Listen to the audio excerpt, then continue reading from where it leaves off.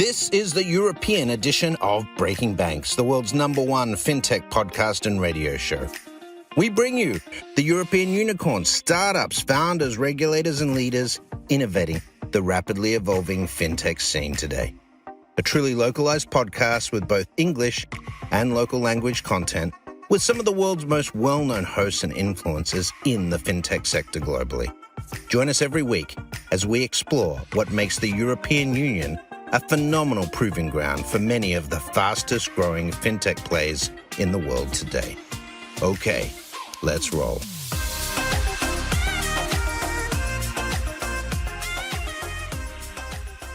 Hello, everyone. Welcome back to Breaking Banks Europe.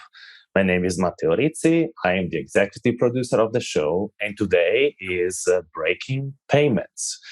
The topic of the day is the creators economy and the monetization of social media. Thank you to Thunes, one of the partners of the Breaking Payments show, to bring us this amazing array of guests and this super interesting topic I frankly knew very little about until they brought it to our attention. And, this super interesting tool to learn something that is likely to become one of the biggest drivers of what I would call the new economy. We will start by the short round of introduction, starting by, I think is only fair, Bogdan Dinu, Chief Product Officer, Thunes, because they were sort of kind enough to build this show together with us. Bogdan, very welcome to Breaking Payments. Thank you for having me, Matteo. Good day, everyone. My name is Bogdan, and I'm based in Singapore. I have been working in fintech for the past 20 years. I started in tech and switched to product about 12 years ago. And today I'm part of Thunes team.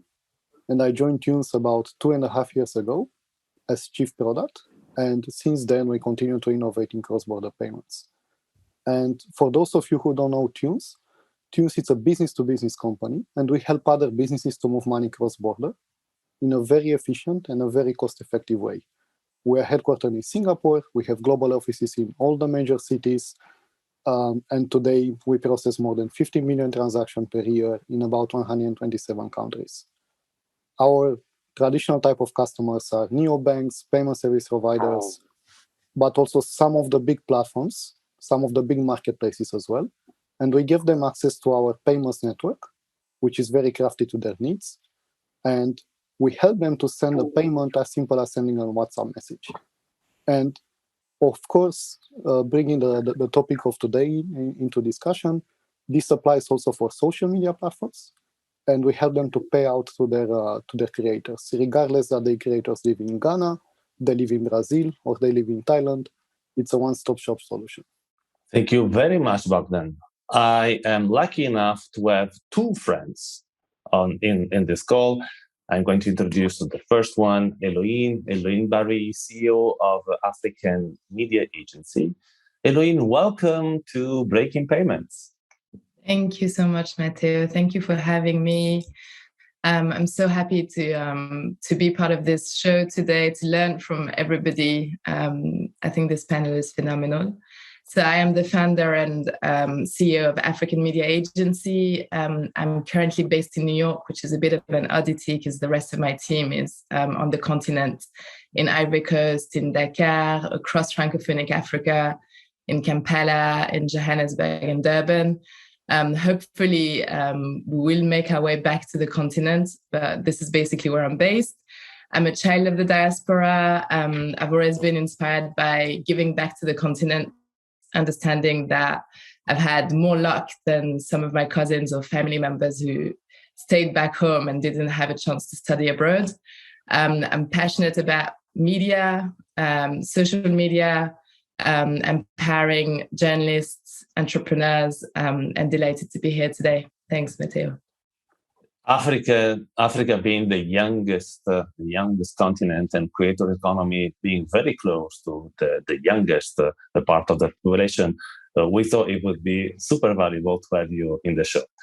Now to the second friend from my past, actually, back to Street, Michael Callas. You have changed 3 jobs since I Ciao, met you Matteo. back then. Yeah, just a couple. I'm a wanderer. Good to see you, Matteo. Good to see you too. Welcome to the show. So, Michael, a couple of words. Sure. So I lead a product called ElloU for Talenthouse, Talent AG. Talenthouse is the world's largest platform connecting creatives and big brands.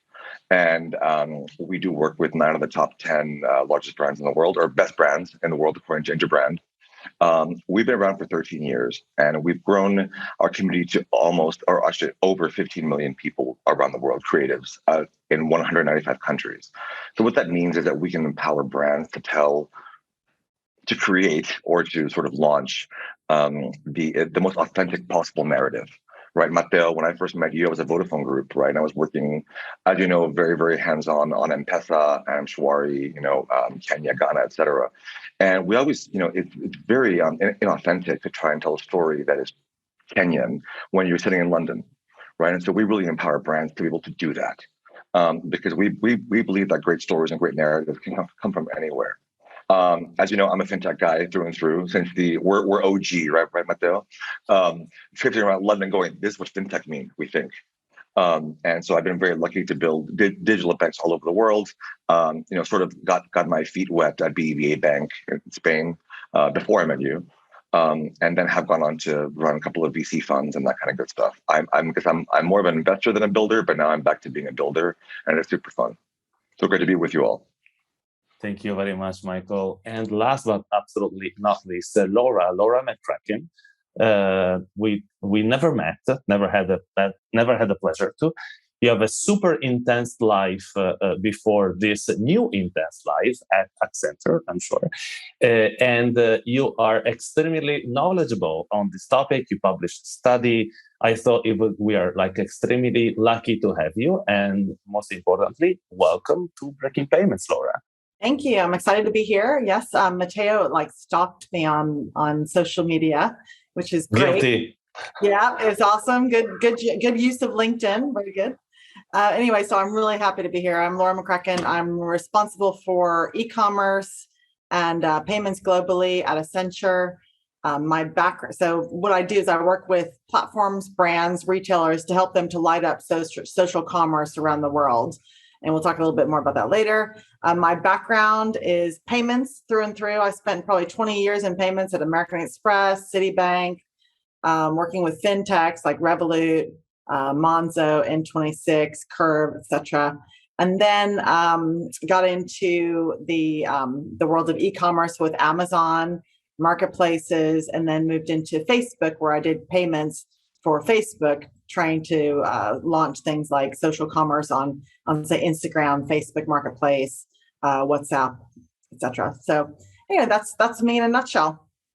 Great, Laura. Thank you very much. I actually would like to start with you because when I, of course, prepared for this show, I saw a lot of big numbers, like 50 millions, 100 millions, depend on how many sort of entities and type of businesses you pointed to the creators economy, but it really seems to me not so much any more hidden secret, of these new businesses. Why don't you give us a little bit your version of it, in terms of numbers, potential, super quickly, and then whomever wants to complement, because you guys have sort of the different pieces, of this business will chime in. Please, Laura. Great. Well, to put it into context, I think most of us here know that e-commerce is approximately 20% of total commerce in the world on average.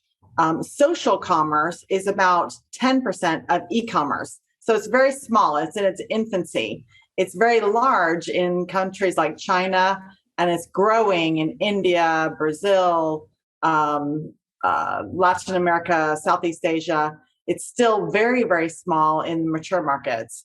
So that's one of the things that I'm most interested in is the difference between developing and mature markets, probably driven by the difference in payments infrastructure.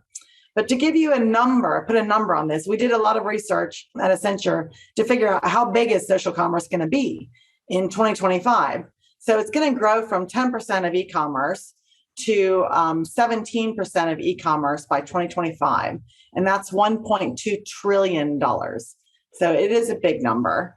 And to give you a little anecdote, my favorite story is about the two top live streamers in China that sold 3 billion in product in one day through live streaming on one of the big super apps. And that is, again, 3 billion. That's 3 times more than Amazon sells in one day, just to put it into context. So the power of social commerce is tremendous. And I think today we're talking mostly about creators. I think creators have a huge opportunity. I think it's going to, giving you another quick stat, in China, 30% of the people who are using social media are creators, as opposed to in the West, 1% of us social media users are creators. So we are really at day one in the West. So I think that if you look at everyone in China is like participating in this, and you see it also again in the other markets where it's a people-powered revolution.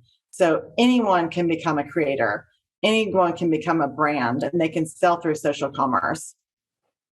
Super interesting. And Bogdan, thank you again. So for Thunes being brought this subject to this podcast. It's actually the first time we talk about it. So how do you guys empower this? Yeah, I think to build up on what Laura mentioned earlier, today many people can do money out from their passions, right? And this is what was shifting to the past few years. And the new celebrities are the content creators. Some of them are actually being influencers, and therefore they have the power to affect the purchasing decisions of others because they have some knowledge or they have some authority and so on and so forth.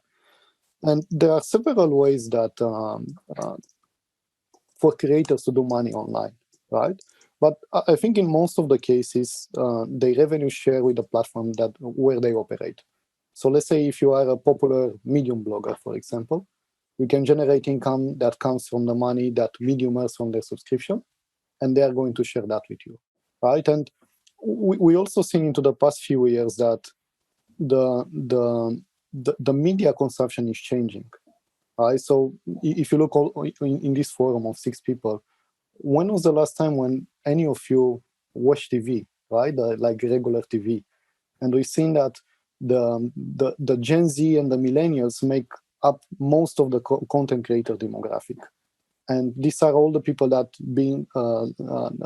have born between 81 and 2012, I think. And many are drawn to the creator economy because of flexible working hours. They feel that they are into control. They feel that they are being their own boss. And content creation can be a big money maker for them and a highly influential marketing tool. So this is what we observe also in Thunes from our customers that we serve within the social media and creator economy platforms. Michael, and then Eloïne, we started talking about you're in the talent space basically and in the passion space. How, but at the same time, one could argue that all these platform like the YouTube that today are actually empowering the creator economy existed already 10 years ago. Why now, and why all this emphasis on the business now? I wonder if you could just indulge me with a half step back, right? Creator, sorry, but Matteo, you know me, right? Creator versus creative is a vastly different human being. Right. So if we want to define an influencer as a creator because they create a video about a product, I can accept that. But, we're in the space of creatives, right? People that actually create the content, create the clothes that we wear, create the narratives that sort of dictate our lives or help us sort of live lives that are a little bit fuller. Right. And so the space that we really focus on is empowering the creative. Right, the people that always get paid last, right? The people that are sitting. I literally had phone calls, and the reason I took this role and didn't go to some other boring bank is because I got a call. I interviewed some of the creatives. Yeah, I do it too. Some of the creatives in Thailand, right, that had just got to work on a BBC poster, right, to create content for a BBC release. And the amount of money that they got paid changed their entire lives, right? When can someone sitting in Thailand get the opportunity to design a poster for a BBC, release? That doesn't happen very often, right? So I think I see the creator that is sort of the influencer space as a distribution channel, right? So sort of making sure that payments work for the distribution channel and that the sharing is correct is really important, right? But I think when we move into Web3, it's about protecting the creative, the person that designed the bag that's now being sold, the person that designed the packaging that you put that bag in, right? So it's really important that we see the whole kind of setup. I don't know, Eloïne, what you think about that, being a creative yourself? No, it's all interesting because I actually do want to bounce back on quite a few ideas that you shared and put it in an African perspective or an African backdrop. First of all, I think that the influence that social media has at the moment and why there's so much spotlight and why we talk about it so much is because Gen Z, this generation, is reaching that stage where they can make their own decision where they work, they earn their money, and they are very specific about what they want to buy, where, and how they want to work. I think there's something very interesting that we're noticing on the African continent is that, as you were saying, everyone can create. And I think there's an appetite to sort of reshape the narrative that is associated with the continent. And as you were saying, Bogdan, you can't be telling a story about Kenya when you're based in London. And I think there is this appetite to reshape what is being told about the continent and owning it. So we see this in the way influencers interact, in the way, in the sort of topic that are being discussed, in the use of humor. And I see this with my colleagues who all of them create something every day. They have their own YouTube channel, and there is that sort of hustler behavior also where everybody does multiple jobs, and it lands really well with the African culture as a whole. So I think it's very interesting to notice that. And then in terms of monetization, I don't know, Matteo, if I'm sort of jumping ahead a bit too much, but we've seen interesting development on the artistic front, where there was a great article about a couple of months ago in Rest of World looking at Zimbabwean artists who from their bedroom created their own NFTs and then landed on Billboard in Times Square. So you see this happening in small corners of the continent, and you see that wave of interest, and I think what we are noticing on the African continent is fascinating, especially when Matteo mentioned that the continent is so young. It is designed for the way people consume and people want to consume, basically. Yeah. Thank you, Eloïne. And I almost want to come back to everyone, because I would like I am in the kind of privileged position because I'm the moderator of this conversation. I am allowed not to be an expert. And at the same time, I am also a tech passionate. So I have actually genuine questions that most of our auditors will probably have at this point. So, and I don't want to repeat the question, but it's a little bit like this because you haven't convinced me. And I'll start with Laura. So YouTube is probably more than 10 years old, probably even 20, right? And, Facebook and most of the companies you have worked for as well, and the mate of today, they were there a long time ago. So what is the tech sort of flip, or why is creator economy a thing today? To me, before this conversation, fever, the typical thing where, hey, I'm a little coder out of Thailand, I will do a website for $15 an hour. That was, the best I could think of without background of a creator economy. So why is it now a thing? And what is it that we are still missing to actually give the right, I want to say, tools, to this to this economy today? Got it. So first of all, the difference, what has been around is advertising. So Instagram, Facebook, YouTube, Google, all of these companies have advertising. So you can click on an ad, it takes you off the site onto a brand, some other website where you can buy something. You can buy some, whatever type of thing you want to buy. This social commerce was actually created through people. It was created through hacks. So you see in Africa or in India or you'll see that people were using WhatsApp as a channel. They were creating WhatsApp groups, and they had moderators of these WhatsApp groups to make sure that the sellers, influencers, creators, sellers, merchants were legitimate, and they were moderating kind of what was happening. So this is how social commerce got started, again, through hacks from people. So what's missing? Good question. What's missing now is, I think, payments. So if I look at Instagram and Facebook, because I worked there, one of the things I needed to do was light it up with being able to allow people to transact natively within the app, rather than sending them off into another website. So what this does is it opens it up for anyone, any creator, to sell on YouTube. Let's say you can be live streaming on YouTube and have a buy button where people can actually purchase from you right then and there. Or they could buy, we can talk about NFTs later for you. Michael, when we talk about real creatives, I think real creatives could use NFTs, but that's the missing link, is the payment piece for the consumer to buy and then for the seller to receive funds. And I would add on top of that, to continue on payments, that one of the challenges is actually, as you mentioned, Laura, on the sellers to receive funds, right, on the creators. And particularly when they are in more emerging markets. It's very easy for platforms to send funds in the US, in Western Europe, but when the creators are, based in more emerging markets like Africa or in Southeast Asia or in Latin America, then it starts to become more difficult. And the second one, and maybe we speak about that a bit later, is really with regards to rewards and how these platforms can incentivize their creators to come on board.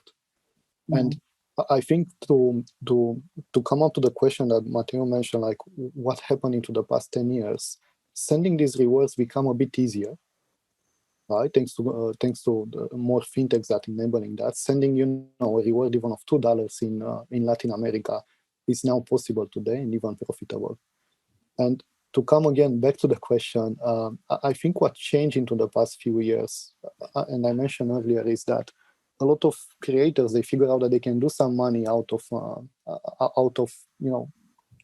pursuing their passion practically and sharing this passion with people in their niche. And this content creation can sustain their daily business. I think another factor was that brands, they have realized that consumers put a premium on creators, and they have struggled where brands are struggling to build a relationship with consumers. The authenticity of the creators actually help. And I think we've seen that shift into the past 10 years. And maybe on top of that was also the pandemic that I think was really fueling the growth. A lot of people stay home. They need to figure out different ways to create, to do some money, to sustain their daily living and so on. And I think some examples that you came up with, Matteo, like YouTube and TikTok and so on, these are, I would say, top 10 creators platforms of the world. And if you look 10 years ago, maybe there were like hundreds of platforms like this. But if you look today, I think there are tens of thousands of platforms like this. So there's definitely a different scale than 10 years ago. And I think this is what's shifting, and this is what makes the creator economy trending more than 10 years ago.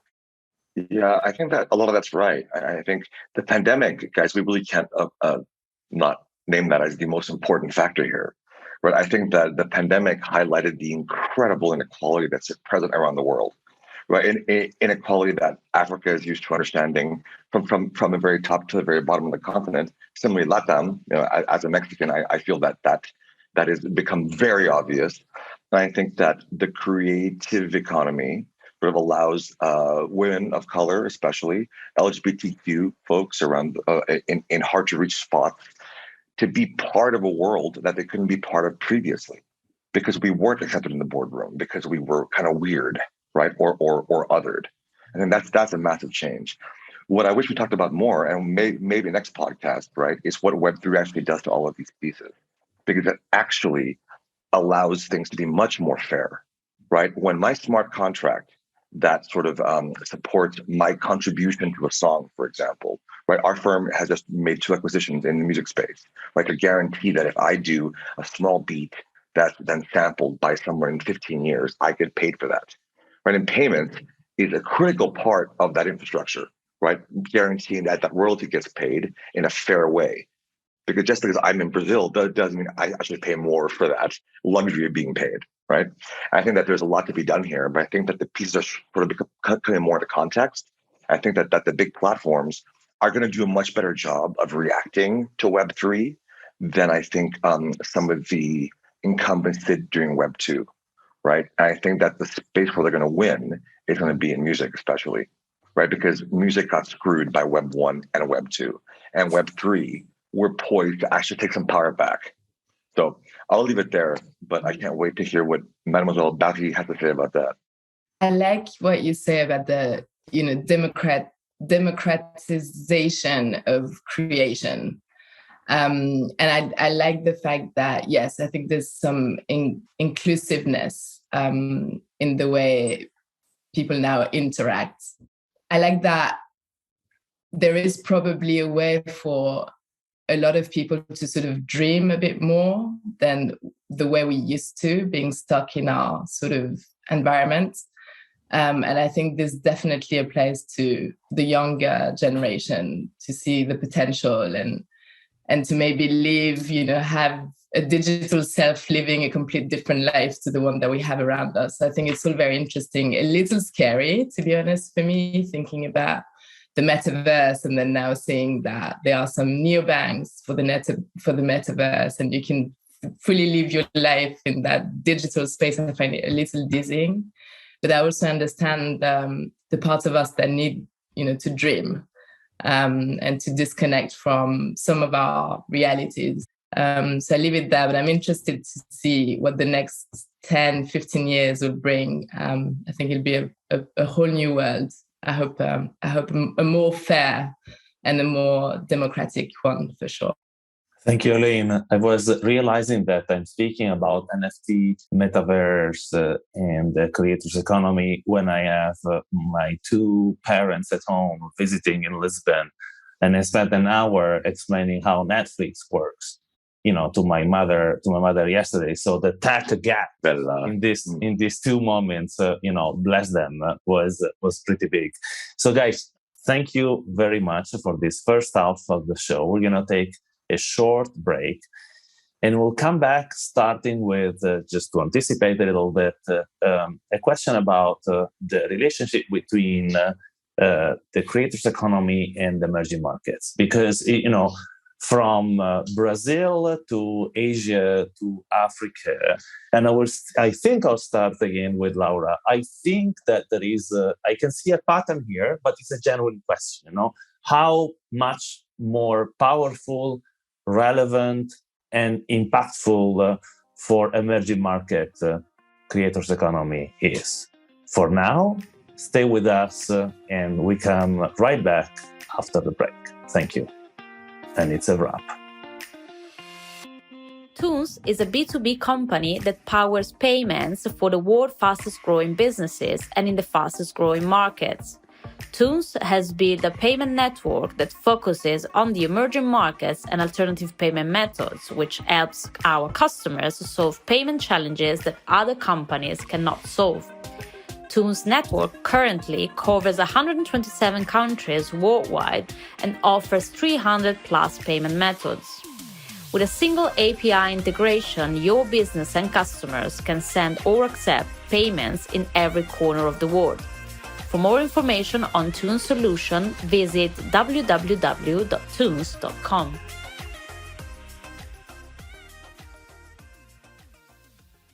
Hey guys, welcome back to this Breaking Payments show number 130.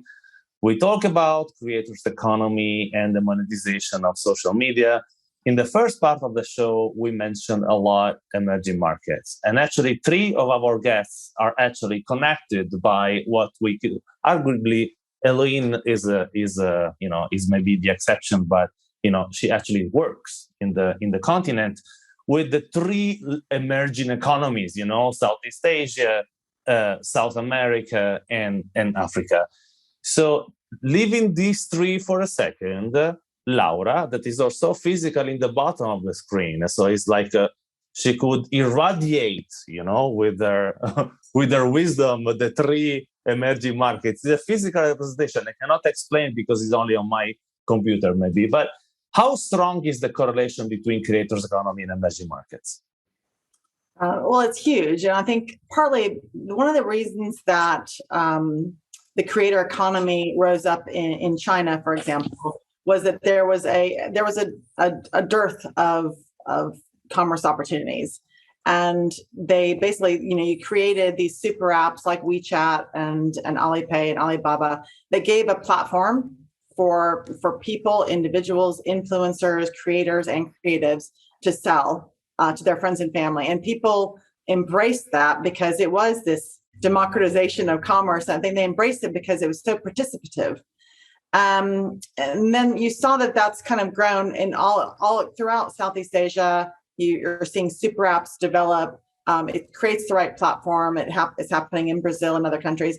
It's not really happening as much in the mature markets, probably because you have this very mature e-commerce market, and you have mature payment methods. You don't have the M-Pesa, you don't have Alipay, you don't have those type of big wallets. You have the credit cards and debit cards on e-commerce sites. So the appetite, I think when I've talked to people in the West about why is it different here in UK, which is where I am right now, they say, well, there's no problem to fix. There's no problem to fix. Everything's working just fine, buying it through regular old e-commerce sites from regular brands, regular companies that we trust. We don't need this creator economy. We don't need social commerce. But they're wrong, because with the millennials, that's going to change. The millennials and Gen Z, the appetite's changing. People want to buy from people that they know, they trust, their friends, their family, and they want more authenticity. So yeah, that's my quick, too long explanation. And if I'm adding, let's say, the platform's perspective on this one, on the emerging markets. So first of all, in order for them to be successful, they need to be able to target these emerging markets, right? They cannot focus only on the US and Western Europe. And by targeting emerging markets, they need to be able to target a population that usually they don't have a bank account, or for whatever reasons, they don't prefer to have a bank account. So they need to find a way to send money to them in a, I would say, non-conventional way. And second, the challenge that we see with emerging markets is that sending small amounts, let's say either as a creator reward, either as an incentive, when you say $1 to $2 or $3 or $5, it is very inefficient today. Right? Most of the platforms are based in, let's say, China, in the US, in Europe, and sending, $2 to Ghana today costs like at least $5 to $10 to send these $2 to Ghana. So this is a challenge that a lot of platforms needs to overcome. And the second challenge, as I mentioned, these creators, they want to be paid in their local currency in emerging markets, right? So let's say if you stay in Kenya, of course you want to get your money in Kenyan shillings. Ideally, you want to get your money in a local wallet. You don't want to get your money in your bank account. Probably if you are part of Gen Z, you don't even have a bank account. You'll have for sure an M-Pesa account in Kenya. So they would like to get their money in the, let's say, mobile local wallet of their choice. And eventually they would like to get their money in real time, right? So when the the platform payout to this creator, ideally 1 second later they can check their bank account or they can check their M-Pesa account and the money will be there. And for some of them in emerging markets, this is crucial to support their daily expenses. And this is where the platforms actually step in and actually can have a really big social impact. Michael, what do you think? I think a lot of that's right, Bogdan. You're right on the money. Pardon the pun. I do think that there's a lot of sort of maybe some missing nuance here, right? Making payments work quickly requires a government that supports a clean KYC that makes sense, that sort of is inexpensive, right? And that AML laws don't get tripped up, right? We have that problem now. The reason that we built ElloU was to sort of fix that problem, or try to fix that problem in a local way, right? And for it to be efficient and for it to make any money or for it to be sustainable, we can't just throw VC money at problems. We have to sort of fix them from the ground up. And I think that there's a lot of there's a bit of a culling, I think, happening in the industry where people are talking a lot about what their platforms can do, and then there's firms like yours, Thunes, I'm a fan of, right? Actually, can deliver that last mile. I think also we have to look at the behavioral aspect of things, right? Like in Mexico, where my mom is from, although my family were immigrants to Mexico, right, from the Middle East, which is complicated as you can imagine, right? But the way women save, right, is quite different. Actually, very similar to Kenya and Ghana, where I spent the most time in your great continent, Mademoiselle Barry, and you sort of have these group savings things, right? And it's sort of like family guilt makes you save more than any bank app could, right? So I think we have to sort of mimic those behaviors as well. One of the best moments of my life was being able to work at BBVA and do things in Mexico and go, oh my God, I know how to do this because my aunts all save money this way, right? And so I think that those elements that I think some of the larger global platforms need to get smart with, and we have arguments about it at my team all the time. Like, but that makes no sense. I said, yeah, but that's how Thailand works, right? I think, I'm going to shut up now and let Eloïne come in because I can't wait to hear what you have to say. No, payment is definitely not an area of expertise for me, but I can just speak about some of the challenges that we see across the continent. And there is a need for payment infrastructure. It needs to be built. There is a need for the way people can trade in between countries. Even within the same country, delivery is a nightmare. Finding the right house is a nightmare. I mean, we've seen what Jumia have been through in terms of trying to set up e-commerce on the continent. It is a difficult task. And I think we might be a bit too quick to jump into the whole, okay, great. So we have the people and we have the creators and we have this and that. And then let's think about payment. We haven't really fixed the foundations. And I think there's a lot of work that needs to be done by the governments. I think there's a lot of work that needs to be done by the African Union. I think the AFCFTA is fantastic in terms of trading across different markets, but there is a whole physical infrastructure that needs to happen. And I think until we get there, the continent will be missing out on such big opportunities. So I think in the case of Africa, we need to look at the sort of foundation and probably restart from scratch before really thinking about, as you said, Laura, yes, in the Western world, things work. And in a continent like Africa, there's too much to fix still. So I think it's a matter of priorities and where to start.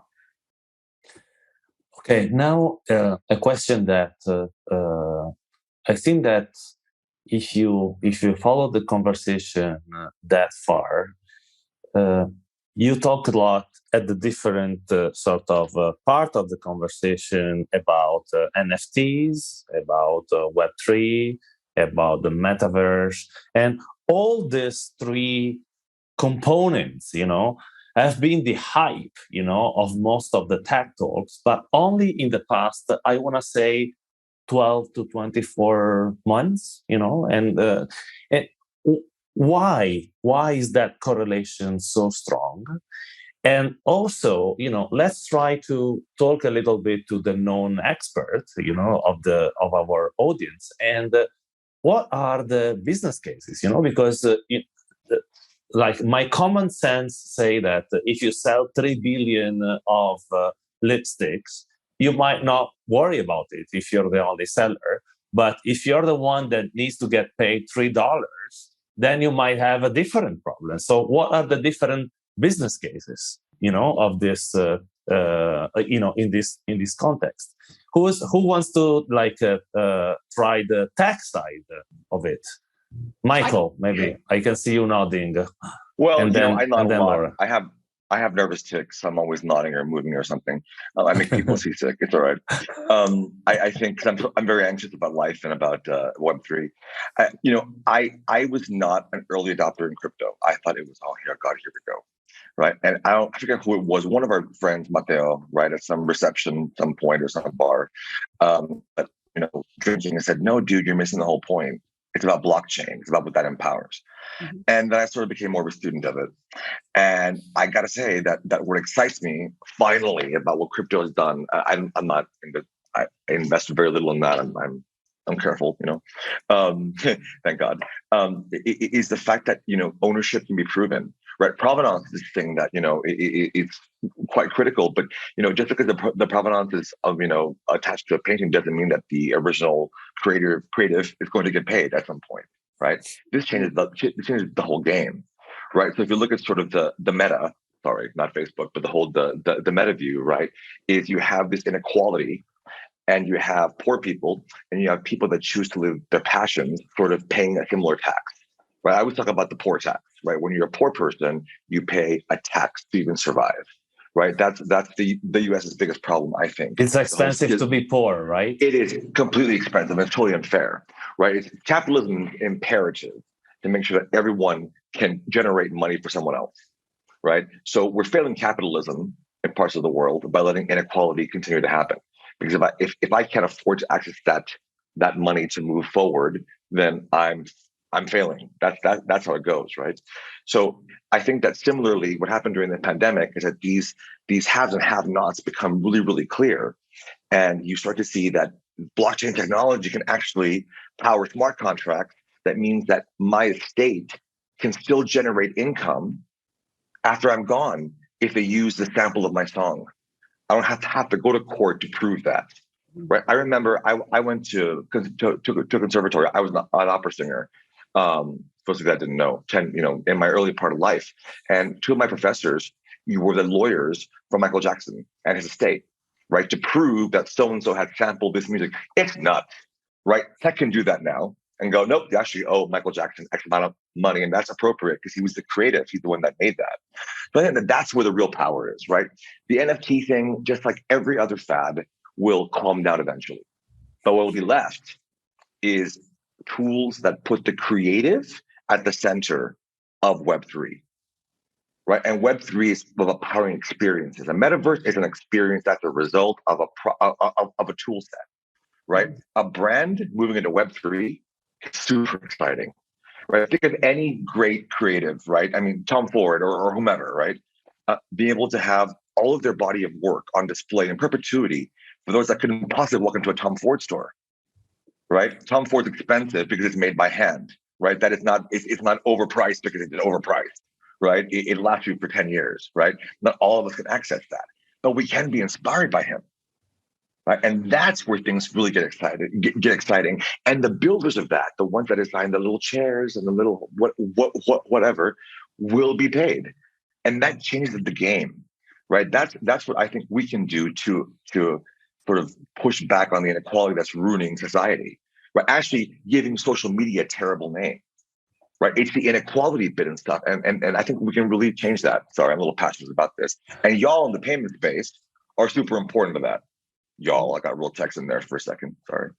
Yeah, I mean, let me add to that, Michael. Like, I give an example for a use case. I have a friend who's an independent movie producer in Austin, Texas, and so she's making a movie, and her plan is to mint these as NFTs so that everybody can get their cut. So you can have a smart contract in place because there are about 15 people involved in this production, small production, not exactly Steven Spielberg. But these people will all be able to get a piece of the movie. So let's say she's going to publish 1,000 NFTs that are these movies. You have to buy the NFT in order to watch the movie. You can sell it. You buy it. You can sell it. But then it's built into the contract how much royalties each person in that chain gets each time it sells. And it can keep selling into perpetuity. So it just makes things so much easier. Imagine how it used to be. Have these big contracts and you have to track people down. And yeah. So that's a cool use case for NFTs. Sorry, Laura. Number one, have her call me. That's awesome. We're about to open our Austin office. That's awesome.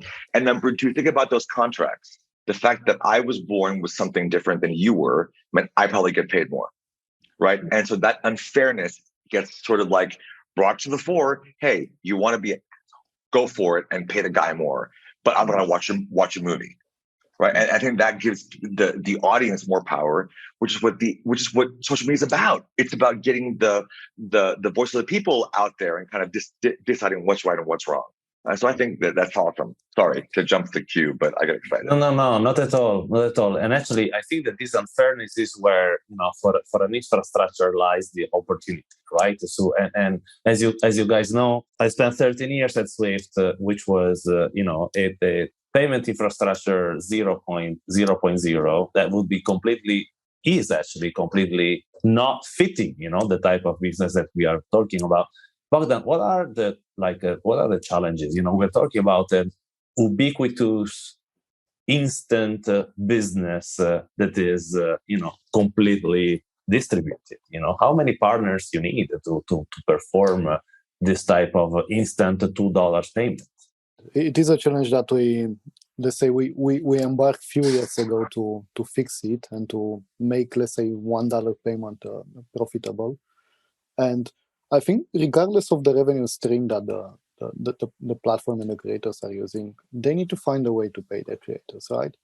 And this is usually called in the industry mass payouts, because each of the creator accumulates a balance, right, in the platform, and in the end of the day, or maybe once per hour, or maybe once per week, depending by the success, the platform needs to pay the creator. The challenge is integrating each of the countries where we are present today in Thunes. We need to have local partners, right? In order to, let's say, move money in Ghana, we need to have to work with a local bank in Ghana. We need to work with the major wallets in Ghana. We need to work with cash pickups maybe in Ghana, right? If you think about more emerging countries like Cambodia, even in Mexico, right? A lot of people, they would like to pick up their rewards in an OXXO shop, in a corner shop. Okay. So that's one of the challenges that we need to fix. It's very important for creators' economy in each of the countries where we are present and where we serve them to go in depth and to not tell them, if you have a creator in Ghana, you can pay them in a bank account. But if you have a creator in Ghana, you can pay them in any payment method that you want. And the second challenge very connected with that is really maintaining this on a global level, right? So even if you manage to, let's say, aggregate all these countries, maintaining all these connections on a global level, like today we have about 400 partners in our network.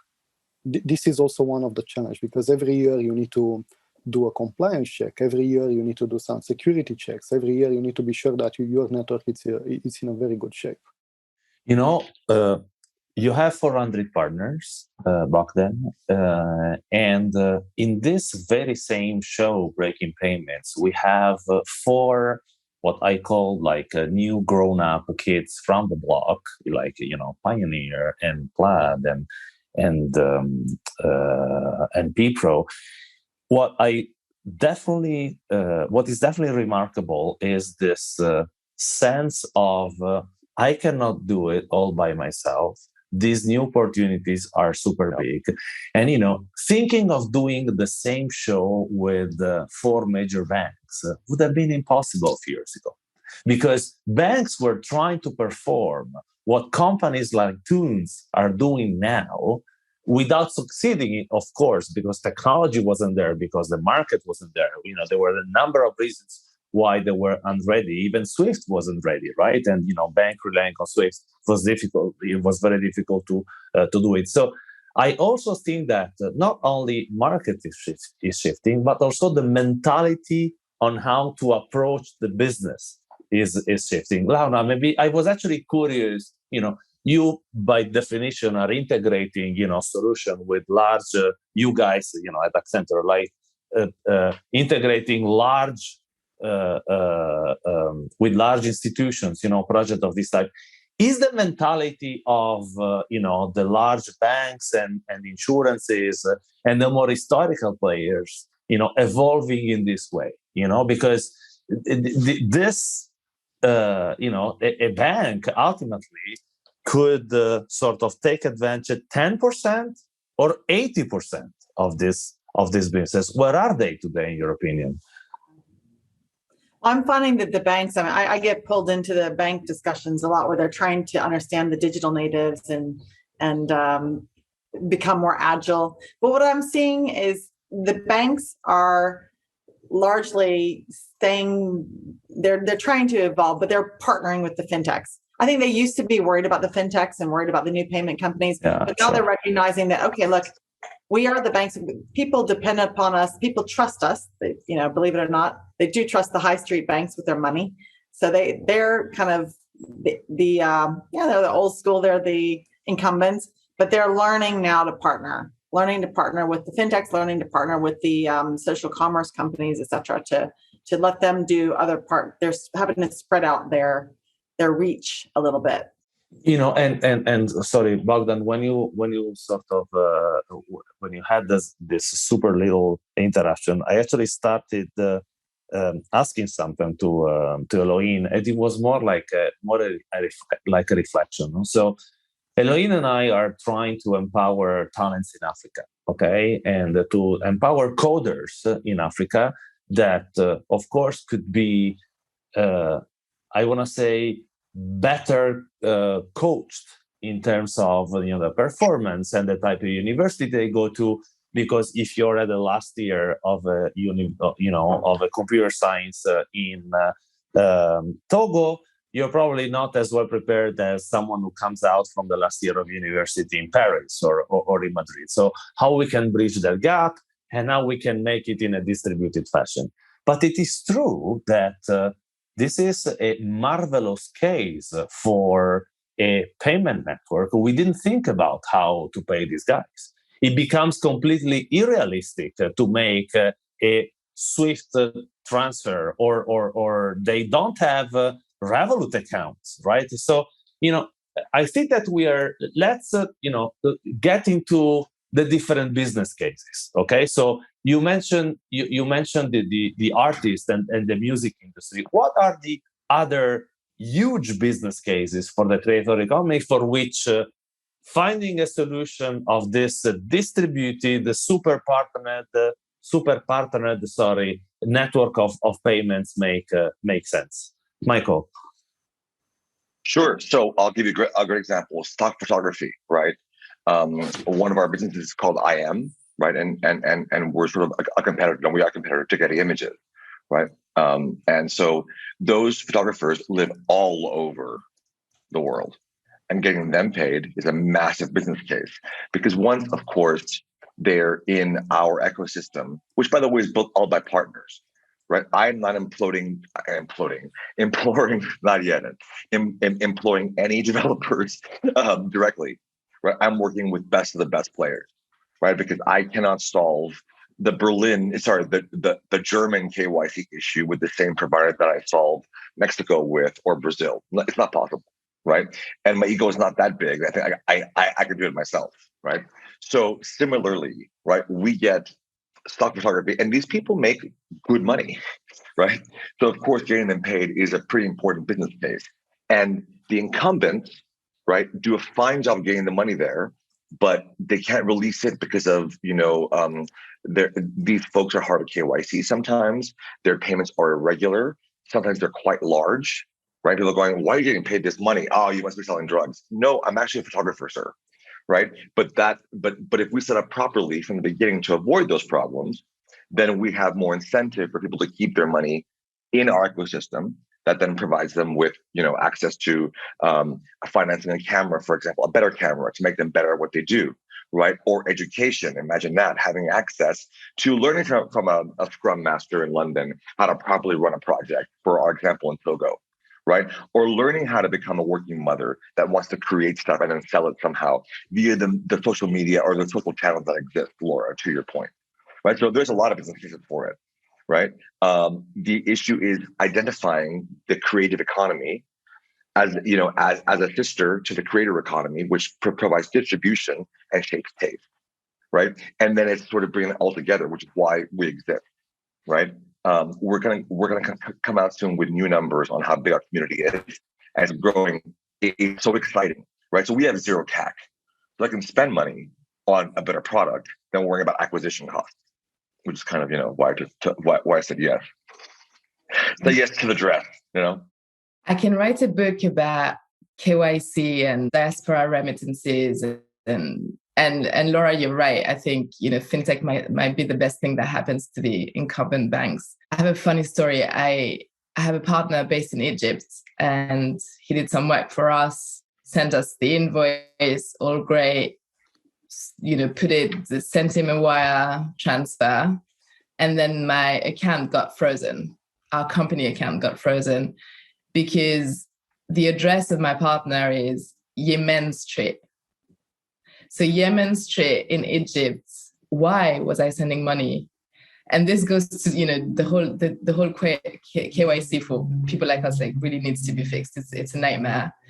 And yes, the remittances, the amount of money that we pay just to send out a $500 salary is just ridiculous. So I agree, Matteo. There's lots that needs to be thought about in terms of how to go about, creating something new, and where the infrastructure fits in. But I do agree that the key is collaboration and network for sure. Absolutely. And to add on top of that, I think where we particularly help banks is in high frequency and lower value transactions. And this is something where banks are still struggling. And if I'm moving a bit forward to the use cases that Matteo mentioned for the creators economy, I think generally the creators, they make money via several ways. They do money via ads, via brand partnerships, via donations, selling products, tips, and so on and so forth.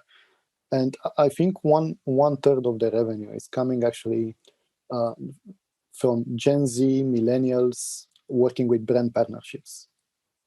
And all these brands, they still struggle today. How do they pay out their creators, right? How do they pay out their Gen Z and their millennials? And this is one of the challenges that we need to, let's say, we need to fix in the industry. Same when a creator is selling a service or a product via a particular platform. The monetization succeeds only when people are listening to the creator, but then that creator is selling the product, pushing them to sell the product. How does he make money, right? And these are some use cases that a lot of platforms are challenging us, and we try to figure out together solutions with them to make it seamless for the brands, seamless for the creators. They all should know where the money is.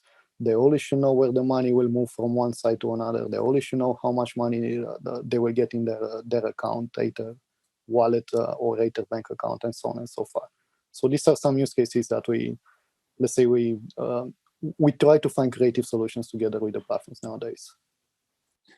Bogdan, thank you very much. So our time is up. Thank you very much for being with us. I think that we could have hardly found a more compelling crowd to talk about the topic. And deeply, it took a while, especially and some stalkering, indeed, Laura. But I'm happy I did stalk you and succeeded. Thank you. Thank you very much, Eloïne, Michael, Laura, and Bogdan again. Thank you, Thunes, for bringing the show together. And stay tuned. We'll be soon online. Thank you, guys. Thank you. Thank you. Take care, guys. Thanks, everyone. God bless. Bye. Bye-bye. Thank you. Take care, everybody. And this is a wrap. Thanks for listening to Breaking Banks Europe, a Provoke Media podcast in cooperation with Fintech Stage. Don't forget to tweet us out, shout out, or post to the team at Breaking Banks EU on Twitter. If there's something or someone you'd like to hear on our cast, let us know. See you next week on Breaking Banks Europe.